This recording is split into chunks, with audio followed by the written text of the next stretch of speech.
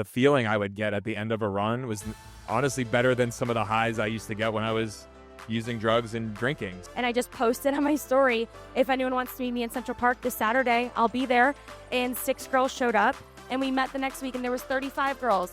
And then week 3, we had 100 people. This woman in her 40s discovered running and said it's not too late to start something. She's 72 right now, runs a marathon every year. She's still doing it. Hey, everybody, and welcome to Set the Pace, the official podcast of New York Roadrunners, presented by Peloton. I am your host, Rob Simmelcare, the CEO of New York Roadrunners. And I am, sadly, flying solo today. My co-host, Bex Gentry, she's got to take a little time off. Bex is dealing with a little injury, as one can imagine, with her line of work. She does, from time to time, get a little bit hurt with all the miles she's put on. So she's home resting her ankle, and we will miss her today. But the good news is we've got Peloton covered. One of our guests in a great panel today is going to be from Peloton, so stay tuned for that. This is not just any podcast, folks. We are live at the New York Roadrunners Run Center. That's right. Featuring the New Balance Run Hub for a special members-only live broadcast of Set the Pace, because this is Member Week at New York Roadrunners. And, you know, we love Member Week. I think this is like the third year or so. Second year, thank you. Second year we have done Member Week at New York Roadrunners. And we love doing this because it's a chance for us to recognize our members. You all of you, 85,000 plus of you, are really the driving force behind New York Roadrunners, our mission, everything we do at Roadrunners. And so we got a lot of special events planned this week. We've got a special wellness event hosted by the Hospital for Special Surgery. We've got, of course, New York Roadrunners, Greta's Great Gallop, 10K, coming up this weekend. Who's running? Anybody here running? Greta's? All right, we got a few folks. That is a members-only race for the second year, and so we love that for our members. We also have a jam-packed post-race festival for the members there as well, and we are proud and excited to celebrate all of you, because with every single race entry, with every training session, with every volunteer role that you guys fill, you help New York Roadrunners build healthier lives and stronger communities through the transformative power of running. So thank you all, and we are thrilled to celebrate you all week long. All right, we are now just a little bit more than 10 weeks out from the 2025 TCS New York City Marathon. And so this past weekend, we had the TCS New York City Marathon Training Series 12-mile run. Anybody here run that this past weekend, the 12-miler? That's a challenge. 2 times up Harlem Hill is no joke. And we had 4,800 finishers for the second week in a row. Kia Kurtenbach was our women's winner. Her time was 1:22:49. And Kia also won the Percy Sutton Harlem 5K a week ago as well. The non-binary winner was Jose Arriaga at 1:27:47. And the men's winner was Harbert Okuti with a time of 1:04:06. That is blazing fast for Westchester Track Club. So congrats to everybody who ran that. I missed it. I will be out there for the 18-miler because I am doing my own work getting ready for the Bank of America Chicago Marathon, which I'll be running on October 12th. Unfortunately, Bex is not here to talk about my training this week, but I will say Bex's plan is great. I actually was down in Washington, D.C. this past weekend visiting family, and my daughter, Julia, really helped me out by helping me find a local half marathon. It was a trail half marathon right on the banks of the Potomac River in Washington, D.C., in the Georgetown area. So I signed up last minute and ran a half, and it was meant to be an out and back, but it turned out because it was so hot, they turned it into a double out and back. So out, back, which is mentally exhausting, I must tell you. That was a lot of seeing the same stuff and the same people, but I got through it, had a good time, and I want to thank the folks down there at Bishop's Events. That's the name of the organizer of the DC Summer Racing Series. So it was a lot of fun, and training's going well. So thanks to Bex for all the great plans she's given me, and thanks to the folks in DC for helping me get some miles in. All right, so coming up on today's show, we are celebrating Member Week with a 3-member panel. Carl Radke will be here in just a moment, and joining Carl on the panel will be the founder of the run club called No More Lonely Runs, Mallory Kilmer, And for the second time on Set the Pace, my friend Peloton's Mariana Fernández. More than just New York Roadrunners membership in common, Carl, Mallory, and Mariana are all training for the 2025 TCS New York City Marathon. So can't wait for that conversation. And then a little bit later in the show, our mile-by-mile countdown to the 2025 TCS New York City Marathon will continue with our man, Meb Keflezighi. He'll be here with his best advice for tackling miles 8 and 9 this November 2nd. So stay tuned for that. Guess what, guys? For the second year in a row, your TCS New York City Marathon bib will get you a free Shack burger at Shake Shack after the TCS New York City Marathon. Terms apply. Shake Shack also offers special ongoing perks for New York Roadrunners members. All members get a 10% discount at all Shake Shack locations in New York City across all 5 boroughs. So make Shake Shack your post-run stop any day and reward yourself with a Shack burger and fries as the perfect way to celebrate all those miles. Head over to rewards in your runner dashboard to view the offer code. All right, as I mentioned earlier, in honor of Member Week, we are mixing it up today with a live panel that spans the worlds of television, social media, and Peloton's global stage. First, it's Mariana Fernández, my friend who grew up running with her mom in San Diego, and now she's Peloton's first ever bilingual instructor, leading treadmill classes, yoga, and meditation for a worldwide audience. Let's give it up for Mariana. Hello. Great to see you.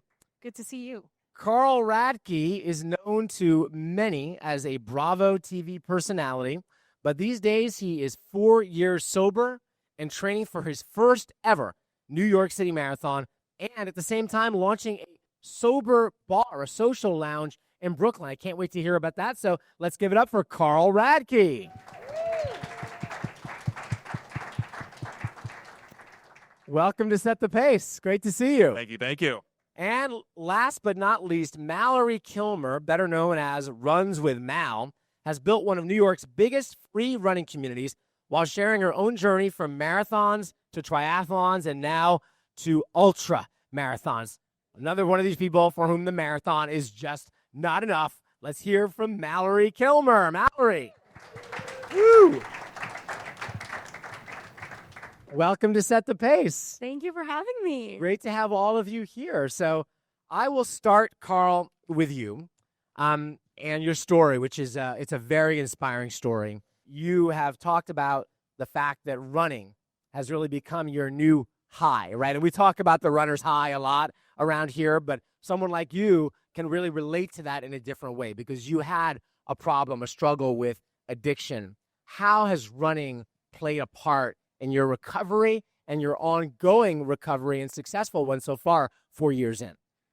Thank you, Rob. Great question. I mean, running for me and finding community has been a big part of, staying sober. Obviously, from, my story, I started going to AA back in January of 2021, which is like another form of community. But as I got sober and as I got healthier, I still was looking for things that kept my mind a little less racing. I had some friends that were running a lot and just started kind of slowly getting into it and realizing the feeling I would get at the end of a run was honestly better than some of the highs I used to get when I was using drugs and drinking. So it was a kind of an epiphany I had. I never thought in a million years I'd be running as much as I am. But now that I've gotten more into it, I've actually met a lot of sober people who are in running. And that also has kind of been confirming of where I'm in the right place. But yeah, I mean, the mental health side of running for me has been one of the most pivotal pieces. I say this to a lot of friends. They're like, how do you run 15 miles? And I say, well, I use the right electrolytes. I take gels. I got good shoes. But also, like, while I'm running, I can't think of anything else other than breathing, not getting hit by a car. Where am I running to? How many steps I'm making? I'm not thinking about my business. I'm not thinking about reality TV or any stresses. I mean, sure, a little bit, but yeah, it's just been able to way to like free my brain and kind of relax my mind, which I didn't expect, but it's been life-changing. Honestly, like the running is, I think, been another amazing resource for my sobriety and recovery. We talk about the mental health impact of running all the time. You're a great example of it. We'll get back to that. Yes. And when your business more, I want to hear about that. Yes. Mallory, you have been a runner most of your life, so this is not new to you. how did you go from being a runner to a running influencer and now also the leader of a really successful and popular running group, No More Lonely Runs, which I want to hear about that as well. Talk about this transition and how running has really come to like really define a huge part of your life. Yeah. So I started running basically because my parents forced me into sports as a young kid.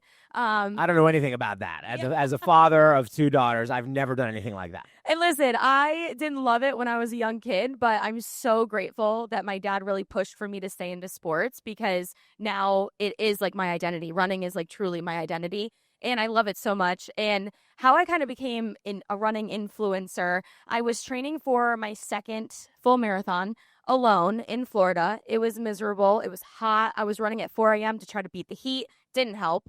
And I started listening to podcasts to try to make it like simulate like I was running with people. So when I moved to New York, I just created a blank canvas of an Instagram with my Runs with Mal handle. I don't know where it came from, to be honest. I think I was plugging in and seeing what was available, honestly, and that was the only thing that was available. And so I just started documenting my journey. Again, I had no followers. Like I had no pressures. I was just being me, and I am still the same person on and off social media. And it really is just documenting my journey. And because I was just documenting it, I wasn't trying to curate anything. It grew. My page grew, and people were relating to it, and they were inspired, by that page. And so it really kept me motivated and disciplined to continue to keep going because I'm seeing all of these people, that are also inspired, and it's just keeping me going. And then a couple months into living here, I was still running alone, and I hated it. And in a city like New York City, like that shouldn't be the case. Like it shouldn't be that hard to meet people, but it really is because everyone just kind of keeps to themselves here. And I, again, did not have a big following. And I just posted on my story, if anyone wants to meet me in Central Park this Saturday, I'll be there. And 6 girls showed up. And it was the best, still, I get chills, the best Saturday morning of my entire life. We went to a bagel shop right around the corner, and we sat there for an hour and a half. And I am so grateful for these 3 girls because if I had shown up and no one showed up, it would have been awful, and I wouldn't be sitting here today. And then we were like, same time next week. And we met the next week, and there was 35 girls. And then week 3, we had 100 people. Wow. It grew so fast, and it just truly just showed that, like, I was not alone in how I felt. Like, I was sick of running alone. And we still to this day, it just has that same like footprint is that we are just a community of people just wanting to meet new people and have an opportunity to run with like-minded people. That is a great, great story. And Mariana, you have a huge community, but it's funny in a way, right? Because so many of your community of runners on that treadmill, they're kind of running alone in a way, right? They're on a treadmill in their house or wherever they may be, but they're running with you. And they're running with a community online that you've created at Peloton. Which is extraordinary because as you're training, as you're trying to build towards something, there's this part of accountability, right? And you also want to create a community. So on the Peloton platform, you have the ability to send a high five, or you schedule, because classes drop on demand, you can schedule it outdoors. You can schedule it, let's meet up at this time and take the same class together. And you know that you're signing up for a similar thing to get the time on feet, to get a workout done. But it is, even in a much more virtual world that we are now in, there's still the ability to create that sense of community throughout.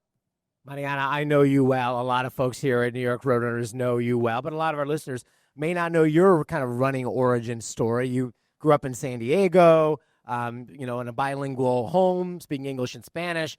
And it was also apparent, your mom, right, who got you running races. How did this all turn into a career for you? I feel like an anomaly because, especially in the Latina community, fitness and physical fitness was not at the forefront of how we were raised. But I have an extraordinary mother that I talk about all the time. She's truly my North Star. And after she raised 4 kids and we moved to California, she said, life's not over. And she put on a pair of tennies and started running while we were at swim practice because she knew the benefits of having physical fitness for us. So we all grew up swimmers. She would go out for a run and she started racing, podiuming. I mean, this woman in her 40s discovered running and said, it's not too late to start something.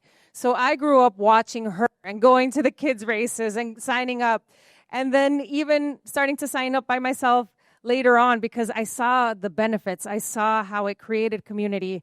I felt that runner's high and what it did, even as I pursued theater later on, as I moved to New York, whatever it is that I was doing, I would always come back to running. And so even she's 72 right now, runs a marathon every year. She's still doing it. But it was truly having that example and that reminder that whether we started as kids or whether you're in your 40s, 50s, 60s, it is never too late to start something new. Yes, it is not indeed. And, I think that you can relate to that, Carl. Now 40 years old, just turning 40, right? Just turned 40. Just turned 40 years old. Give it up for the newly 40. Yes, thank you. Carl. I shocked her in the backstage when I said it. She's like, oh, my God, you don't look 40. It's a compliment. Thank you. That's what running does for us, right? Exactly. So what prompted you to tackle the marathon distance for the first time, right? At 40 years old. Yeah, this is my first marathon. By the way, this is not old for your first marathon. No. I've met first-time marathoners in their 50s, 60s, even 70s. So you're getting to it right on time. I feel like I'm at the right time. But no, I have a colleague of mine at my new business, Soft Bar, which I'm opening in Greenpoint, Brooklyn, very soon. My colleague's a bartender at 11 Madison Park. He's a great guy. Him and his bartending team at 11 Madison Park signed up for the marathon last year. So, of course, I was rooting him on. But I saw him training on social media, and I saw he was getting 10 miles, 15 miles. And I'm like, no offense to this guy. I'm like, how are you, doing that? And I got to, talking to him more, and he was telling me about his training. But that Sunday morning for the marathon, I went out. I live in Greenpoint, Brooklyn. I went out to the base of Pulaski Bridge. That's where they cross over into Long Island City. So I was there on the race path, tracking my bartender. He didn't know I was going to be there. But I was watching him come, and I literally stood in the middle of the road and got his attention, gave him a big hug. But the energy of that morning, the diversity, the community of New York coming together, all walks of life, all ages, people that are, amazing stories. I just walked away from that day and I said, I got to be a part of this somehow. But I knew I couldn't just sign up for the marathon right away. So I said, I'm going to sign up for the half marathon. So I did the half marathon in April. I swear around mile 9, in my body, I felt pretty good. I was doing well. And I said to myself, as I'm in mile 9, I got to do the New York City Marathon. So I finished the race. I texted a friend of mine. I said, I got to do this. Hold me accountable. So it was just the kind of a series of events. But a big part of why I wanted to run is I want to align myself with the right communities. I think not only for my own self, it's a goal and a tough goal to accomplish, but just inspiring other people. I don't think a lot of people think they can run a marathon. I don't know if I can just yet. I think I can, but I think I can show others that with a little bit of training, a little bit of practice, you can accomplish something. So that was a bigger purpose for why I wanted to do it. And Carl, your story ties together so beautifully as you run this marathon because you're running for the Release Recovery Foundation, which is a phenomenal organization. Our friend Zach, shout out to Clark, Release, who puts this together. He's a tremendous member of the running community and does an amazing job. And as you're doing this, you're also opening this business, Soft Bar, which is fascinating to me. This is a non-alcoholic lounge, essentially, right? Yeah, you nailed it. So, I got sober in January of 2021, all while being, I started an alcohol company with my two best friends called Loverboy. And you might see Loverboy here in New York. We now have non-alcoholic versions of Loverboy. But it was through that I just realized we need more spaces that don't have alcohol, and we need places that are more welcoming to however you describe your relationship with alcohol. And I looked at coffee shops. A lot of coffee shops in New York close at 4 or 5 o'clock. And those are great spaces for people that don't drink alcohol to hang out. And then I also saw the non-alcoholic beverage world, which, yes, there's mocktails. Yes, there might be a non-alcoholic beer, but I wanted to take it a step up. So I brought together experts in hospitality, coffee, and bartending. And I've created Soft Bar, which is really a third space. It's a community, it's a meeting place, but we serve non-alcoholic beverages and coffee and premium alternative drinks. So I don't drink coffee or alcohol, so I kind of don't exist. And that's why I built Soft Bar. But yeah, Release Recovery is another organization that's affiliated with Soft Bar. I'm a friend with Zach. But Release Recovery actually has facilities here in New York City. If you have a loved one who struggles with alcohol or drug addiction, mental health, there's resources, counseling, there's sober living. Zach and his team do an amazing job. I'm not a doctor or a therapist, so it's been important for me to align myself with the right organizations to help direct people, because I'm kind of a starting point for some people in their journeys. They'll reach out to me on social media, and I always will share what's worked for me, but I try to guide them and share, Release Recovery or another organization. So they've been amazing. They do a ton of stuff with runners for the marathon. But we are going to have a little shameless plug. We're going to probably have some marathon events at Soft Bar kind of before and after the marathon. Just, again, it's another great meeting place, and post-run non-alcoholic beer, too. I hope you'll invite me, because I think it's a great idea. You're invited. I think it's I'm going to need you there, actually. I will happily come. I love the idea of what you're doing. So Thank you. Congratulations. No, and good appreciate luck. that. It's great. So as Carl is training for his first marathon, Mallory, you've run 7, and which is amazing, but that's incredible. The marathon distance just wasn't enough for you. You are now on that path to your first ultra. You're going, is it 100K? 100K, yes. 100-kilometer race. Yeah, and it's also a trail race. So it's not even just road race. It's a trail. Yeah, I mean... Where's that race going to be? What is that race? Virginia. It's the Grindstone UTMB series. I don't know a whole lot about it, to be honest, and I'm kind of keeping it that way, because I think the more you research things, the scarier it's going to get, and I just don't want to be freaked out. But it's in 5 weeks, and yeah, I mean, doing 7 marathons, I love the distance. Actually, half marathons are my favorite distance. Mine too, by the way. Yes, they're the best. I truly think they're the best.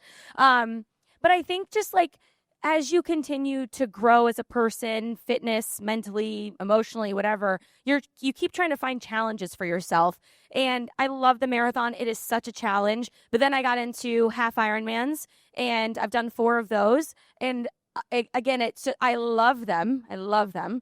But I'm not quite ready for a full yet. So I'm like, okay, what's in between? And I stumbled upon a 100K trail race, and it has 11,000 feet of elevation gain. And to put that in perspective, Harlem Hill is 80 feet of elevation. So I will be covering 11,000 somehow, some way, over around 67 miles. I'm excited for it. And all, you know what I mean? It's so crazy, because I was thinking about this, like, okay, how am I going to get through this? When you train for a marathon, you usually get to about 20 to 22 miles is usually where your like peak distance is. Well, this Saturday I did 31 miles. And the last 2 weekends before that, I did a marathon. I did the full marathon distance twice, mostly solo, but a lot of it was also with my run club. And the true lesson, and no matter what distance you're doing, is the exact same, is that your mind will quit before your body will, no matter what the distance is. 3 miles, 10 miles, 20 miles, now 31. Your mind will play so many tricks on you that, like, I can't do this. This hurts. Why am I doing this?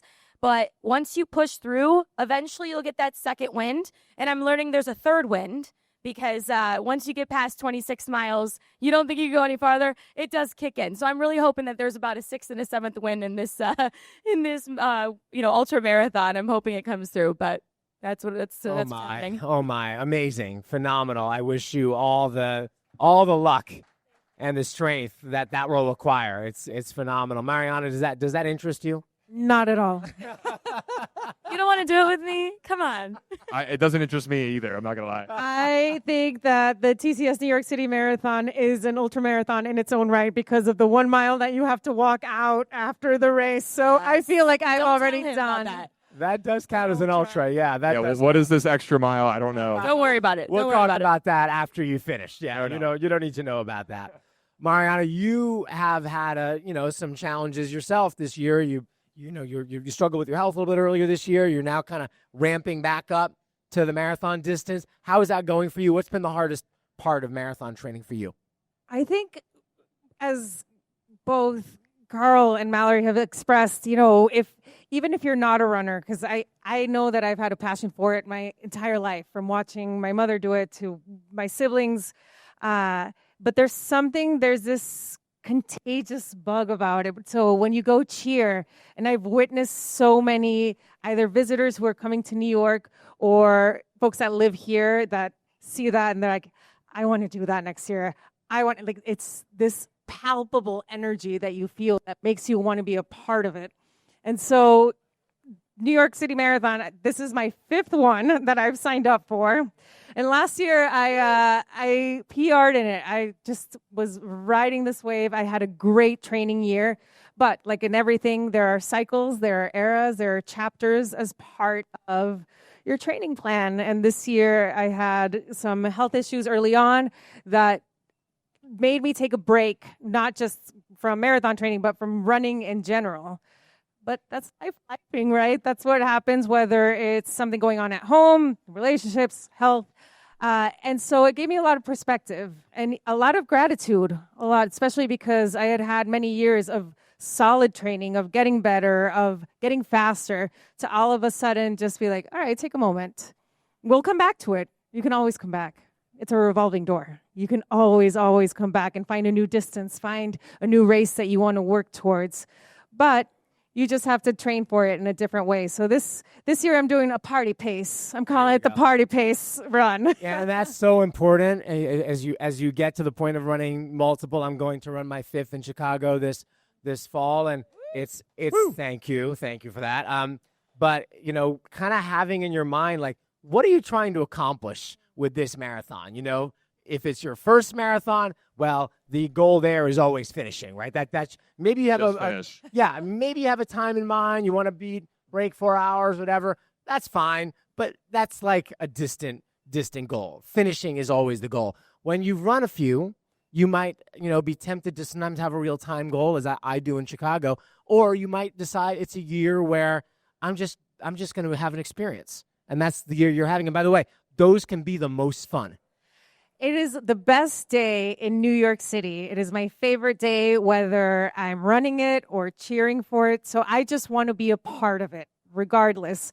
And I think to also mentally prepare yourself, to take the pressure off, because a lot of times once you do get the bug and you're going to do another one, Carl, I'm just letting you know that this is the first of many to come. I'm ready for the next one. Yes, that it's going to shift. And I think to release yourself of the pressure, that's something that I've always tried to hold on to, even having teammates like Bex or my own mother that I see who are crushing these times and doing these extraordinary feats. You do what you got that day. And any race, that's the mentality that you have to go and start to take the pressure off, to just let yourself enjoy the journey a little bit. So that's what I'm reminding myself. Carl, what has so far been hard for you, the hardest thing for you in the marathon training process? You told me you just did 15 miles this past weekend, which is a perfect spot to be in at this point, as far out as we are, about 75 days out from the marathon. So what's been the biggest challenge for you? I think the biggest challenge, I came from a background of basketball, volleyball, soccer, and you're sprinting. And I've had my coach, Kara Dudley, shout out to her. She's a big New York Roadrunner. She was like, you got to slow down. And that was something that's been something I still work on, because I'm just so used to like sprinting as fast as you can until you're exhausted. And she's been really coaching me on pacing myself. And actually, it's been really helpful to get those long distances that I never could have dreamed of. I mean, 3 miles was like the max I used to do, but I was going as fast as I could for those 3 miles, and of course, burning out. So I think the hardest thing for me is slowing down, being a little more patient, and also getting rest. I will say, after the Brooklyn Half Marathon that I ran, the next day I was like, I can run again. And I didn't go for a run, but the following day I was so sore I could barely walk. So listen to your body, make sure you're taking rest. But that's something for me, like slow down and also take a day off. And as you push past 26.2, Mal, what's the biggest challenge there? I mean, running marathons as training runs, that's something I can't even get my head around. Like, recovery must be a huge part of what you have to do. You know what's crazy is I haven't done anything different recovery-wise from the marathon to the ultra, and I think it's just a true testament of how long I've been doing this. So I also want to make that abundantly clear. I didn't jump into this. This didn't just happen overnight. I've been running for decades. I've been racing for almost 12 years, or when I say racing, I'm not always racing. I think there's also a clear difference between running a race and racing a race, and both equally as important, both equally amazing. And so my recoveries are kind of very basic. I have my compression boots that I love, and I do them numerous times a week. But other than that, I don't do anything really crazy. I stretch here and there, and That's really it. I don't do anything crazy.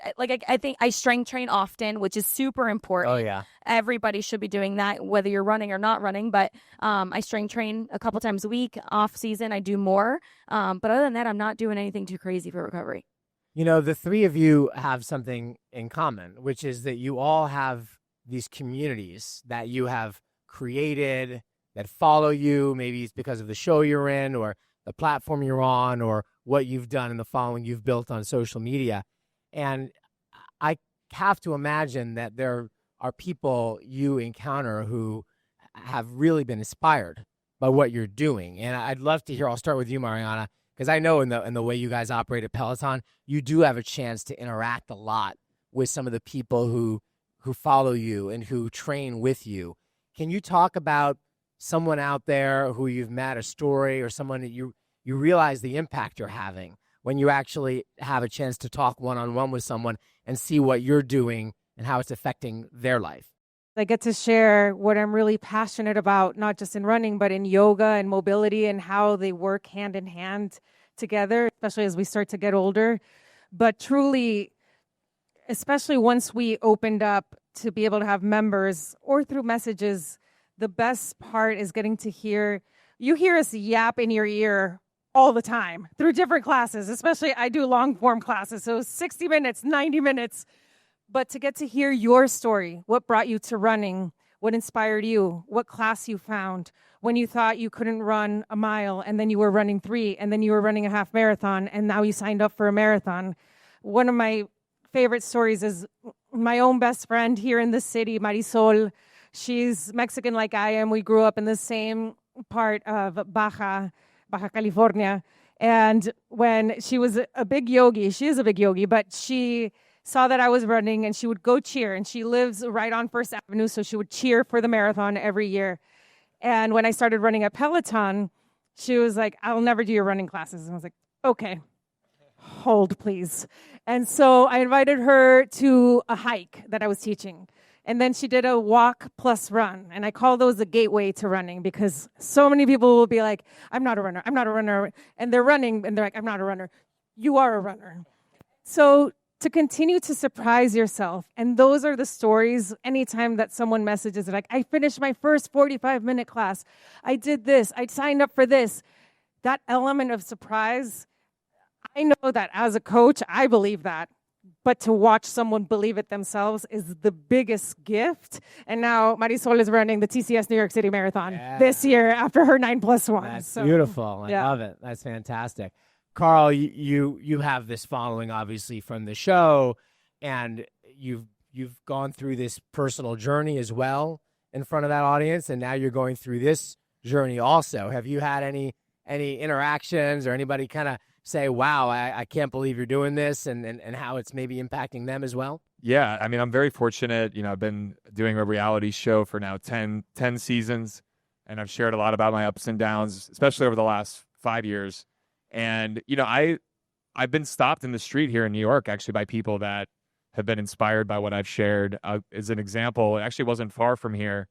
I was getting off of the subway down by Rockefeller Center, and a girl saw me kind of walking up the steps, and she said, "Hey, Carl," and I turned, and I do get stopped in New York City occasionally. People are, you know, familiar with Bravo. But she was like, "Hey, I just want you to know, like, you're the reason I got sober." And I was like, really caught off guard because I don't know this person. She just knows me from TV. But she basically was like, you know, you're just a relatable person, and you were someone that was really open and honest about what you've been through. And it really inspired me to get help and get, you know, take an action. And what I said to her, and I say this to a lot of people, is it's kind of like she's going to impact someone in her life without realizing it. And I told her this. I was like, listen, keep going, keep doing what you're doing. But kind of how I impacted you without realizing it, you're going to impact someone else in your life, whether it's a coworker or a friend or a family member, because you're improving your life, your demeanor, and just everything is going to hopefully become better, and people will recognize that. You're going to help someone get sober. So I feel very lucky that I've helped. I still, it blows me away, truthfully, but I've realized more and more, the more we share out loud, it helps those who suffer in silence. The more we share open and honestly, I think it kind of encourages that authenticity of people to really be open about what they're struggling with. So yeah, I feel very grateful that I'm I've impacted. I still can't believe I have, but I'm hoping with the New York City Marathon to even do more. People that are sober but never have run a marathon, maybe this will be something that will kind of jumpstart their journey. That's fantastic. It really is. And doing it is one thing, but telling the story, that's where you get the real impact. So 100%. Well done and congratulations. Very lucky to have people in New York that are supportive of the show, and I again just can't believe that I've made an impact like that. But it just goes to show when you take better care of yourself and you really prioritize your mental health and your well-being, that people recognize and notice that. Yeah. I didn't get sober for anyone else. I got sober to stay alive and for my own story, but I didn't realize that behavior and that action would actually kind of carry outside of my body and people would pick up on that. So yeah, I feel really lucky. It's like the butterfly effect. It ripples in the universe. Mal, you certainly have had a huge impact on obviously the whole community following you. What have you been able to see from people that you've impacted out there and everything you've done? Yeah, I mean, I get messages daily, weekly from people that have either never run and started running. I think something that was really important on my story is the first marathon I did, I used the Jeff Galloway method. If you're not sure what that is, it's a run-walk method. And you can really tailor it to whatever you need. And so I did the 4-1 where you run for 4 minutes, walk for 1, which is what your run walks there is like, you're still a runner. If you walk, you're still a runner. If you stop, you're still a runner. But in my community, in the run club that we have here, there was a girl who had never run before and she wanted to meet friends. And so she showed up and she was terrified. She was so scared that she wasn't going to be able to keep up. And I had to keep reminding her that forward is a pace. That's number one. You show up, you get out there. That is one in itself that is so successful. Like you're doing it for yourself. You're showing up for other people. And that was 2 years ago. And she's training for New York City this year. So super exciting how she never, ran before. And now she has a lot of friends in the run club now, and she comes to meet them, and she's also inspired her friends and people in the community as well. It really is a chain reaction, and it's just such a positive one. So yeah, we see these stories all the time at Roadrunners among our members. I have people, grab me at the finish line of our races all the time, and they want to tell me their story, and I've heard stories about people who have overcome addiction. I've heard stories of people who never thought they'd run down the block, and then someone got them to run, a half a mile, and next thing you know, they're training for a marathon. I've heard them all, right? So it's because of people like you that it all happens. Okay, we're gonna go lightning round. That's right. I'm gonna ask each of you some quick questions, and I want a quick answer, so we can learn a little bit about you. Some things maybe you're not quite ready to talk about. Here we go. We're going to start with confession booth. I'm going to start with you, Mariana. Okay. What is your most embarrassing running or workout fail? To this day, I will still walk out the door without my bib on and get halfway to the park and then realize that I don't have my bib for that race after 30 years of running. I still That's forget. a nightmare. Carl, any fails so far? I mean, I've had some. I'll give you two. One of the run clubs I went to, I put my shorts on backwards. But like when you wear backwards shorts, it actually is like it doesn't work as well. It feels bad. Yeah, like I was like chafing myself. And number two, you don't do that for long. Let's put it that way. I figured it out. But number two, when I did run the Brooklyn Half Marathon, I didn't realize that. Be careful with how much water you are drinking. Like, obviously, you need to be hydrated, but I was, like, crushing water, like, all the way up until we started. I stopped, I think, 4 times for the bathroom on the Brooklyn Half. So my time reflected a little bit. I finished under 2 hours, but I think that was my first half marathon, learned my lesson. But you don't have to stop at every bathroom. Bathroom timing and strategy is a huge part yes. of a successful marathon day. My coach is actually giving me good bathroom tips. Yes, when you stop drinking and when you do go to the bathroom, it's big. So hopefully you're ready for that. She said, don't drink at least an hour before you run. That's the play. Yeah, that's the play. So exactly. I learned my lesson. Stop with the drinking. Mal? I wouldn't say fail, and I'm not even embarrassed to say this anymore because I've said this on my social media so many times. But before I got into triathlons, I had wet my pants a few times. But now, once you get into triathlon world, nothing matters. It is actually the number one rule is you never touch anything from the waist down on a triathlete's anything. Bike seat, shoes, sock. You don't know what happened during training, during a race. So it happens. Honestly, if I'm going for a PR, I'm not stopping. So Facts. Now that I know, you can just relieve yourself as you go. It happens. It definitely happens. It happens more than you think. And in ultras too. I mean, I can't imagine. I will be going to the on bathroom in the there. woods. Yeah. I've read a book of things that you're supposed to know: what to do if you see a bear, how to split an injury, and how to go to the bathroom. You dig a hole. So you'll hear all about it after this race. I will literally do a tell-all of what happens. All right. Here's our next question. I'm going to start with you on this one, Carl. If running gave you a Bravo-style tagline, okay, for this marathon, what's a Bravo-style tagline for your marathon this year? Oh, man. you got to be like witty and smart on these. The fight to survive. Yeah, it'd be like, you can run, but you can't hide, or something like that. I don't know. I had another quip that I told her before we came out here, but this is before I got sober. But my tagline would have been, I don't get hangovers because I never stop drinking. And now you don't get hangovers because you never start drinking. Exactly. So even better. Exactly. I love it. You got a tagline, Mariana, for your race this year? Oh, yes. Okay. Because I'm about to enter my 40s. I feel better than ever after health issues and everything. So my tagline would be, let this sexy Mexi be your running bestie. I like it. That was good. I love it. That's good. I love it. That's good. I feel like you've used that before. I don't know. That's right. On the spot. That's really good. She's good. She's really good. Mal, what's your tagline for your ultra? Just like Dory says in Finding Nemo, but instead of just keep swimming, it's going to be just keep moving. That's it. I love it. I love it. Just keep swimming is one of my favorite lines, and it really does carry over, right? Just keep going. I say it all the time to runners, to people in life, like whatever they're doing, just keep going. That's the key. That really is the key. Okay.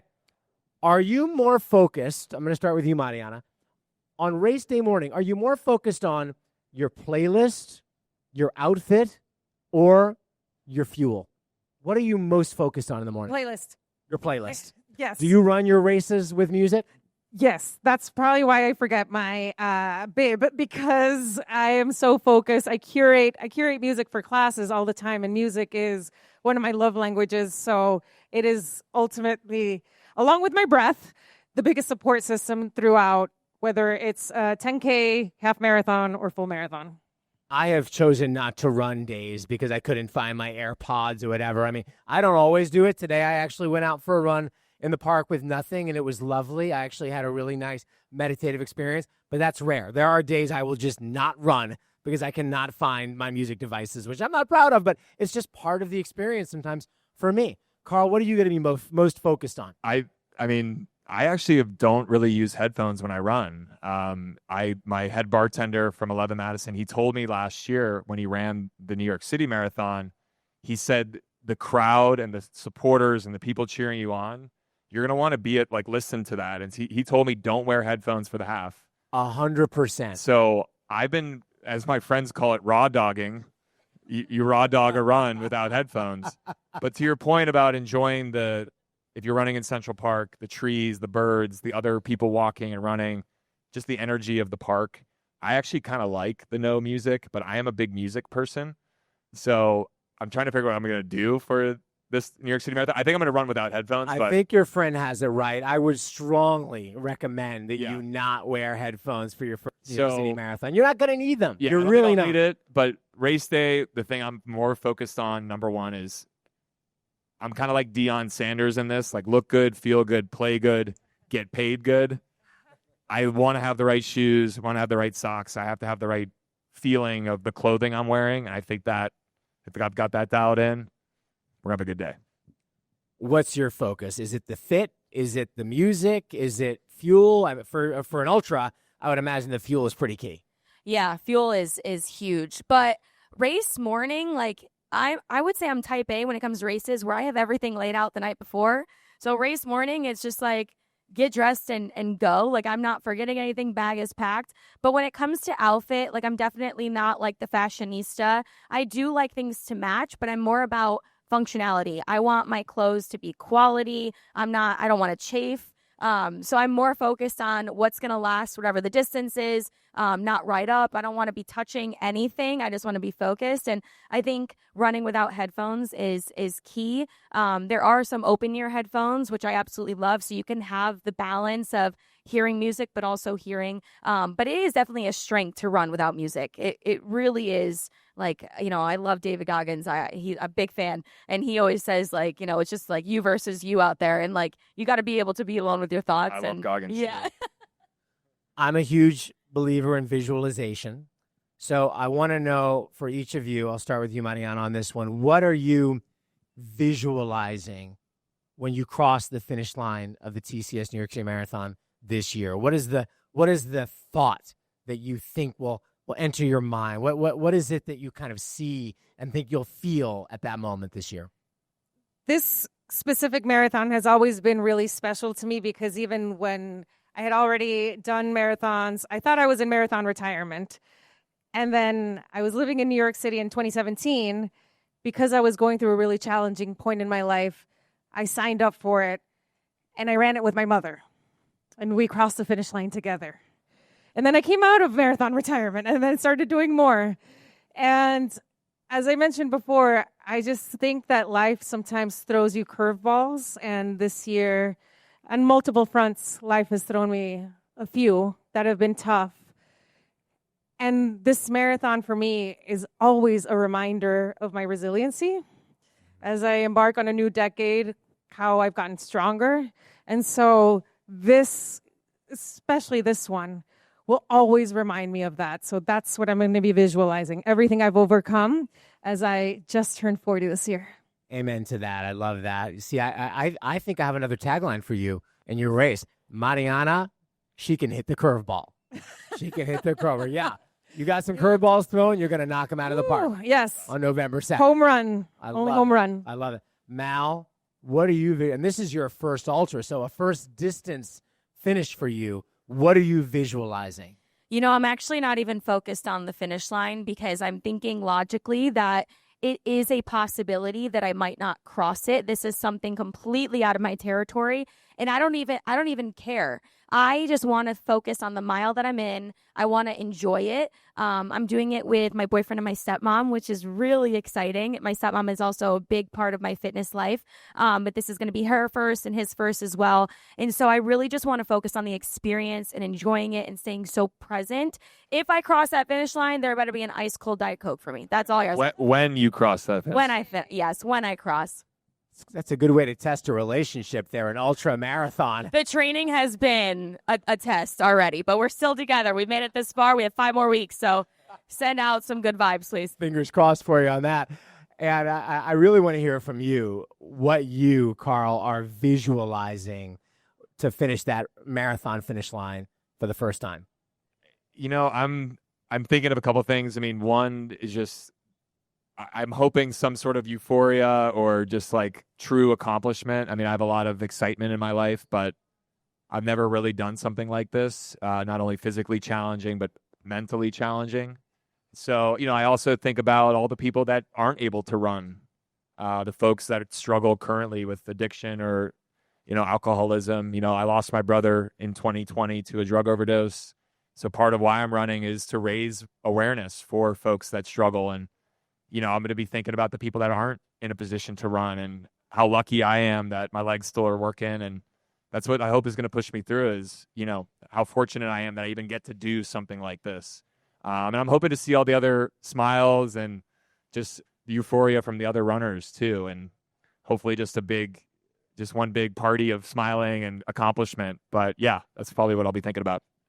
All right. Well, can we get a big, big hand for our 3 guests today? Carl Radke, Mariana Fernández, and Mallory Kilmer. Thank you all so much for coming, for sharing, and I cannot wait to see what happens to each and every one of you on your big race days. Carl and Mariana, of course, November 2nd here in New York. Yep. And Mallory, what's the date again? September 20th. September 20th down in Maryland for your ultra. So best of luck to all of you. Good luck with the training. And thank you so much for coming on Set the Pace. Try the Peloton app for free and access classes for every type of runner, whether you're training for your first race or you're a seasoned pro. From outdoor runs and intervals to strength, yoga, and stretching, you'll find the perfect fit for every part of your routine, whether it's a long run day or you just need a quick 5-minute reset. The Peloton app meets you where you are and helps you become a stronger, faster runner because it's designed for someone like you. Try the app free for 30 days and download it now from the App Store or Google Play. Terms apply. Peloton, the official digital fitness partner for New York Roadrunners. Now it's time for today's Med Minute. Thanks, Rob. Welcome back to my mile-by-mile countdown to the 2025 TCS New York City Marathon. This week, we are counting on mile 8 to 9 in Brooklyn. This is where, we've got less than 19 miles to get to the finish line. This is where the energy is, 4th Avenue, through the MasterCard cheer zone, and then make a right on Lafayette. This is a little bit slight uphill, mile 9, but the energy here, this is where you meet people from the different starts. It is electrifying. The crowd, the people, they're in their apartment, they're cheering you on. 10 deep, 8 deep is amazing. So I always soak it in, but at the same time, you want to hold on to your horses, hydrate properly, keep the rhythm smooth and strong. That does it for another episode of Set the Pace. If you like the episode, make sure you subscribe. Give us a thumbs up on YouTube. Share it. Tell your friends. We'd love to have more folks join us here week in and week out as well. And hopefully we will see you all again out there soon. Enjoy the miles. We'll see you next week.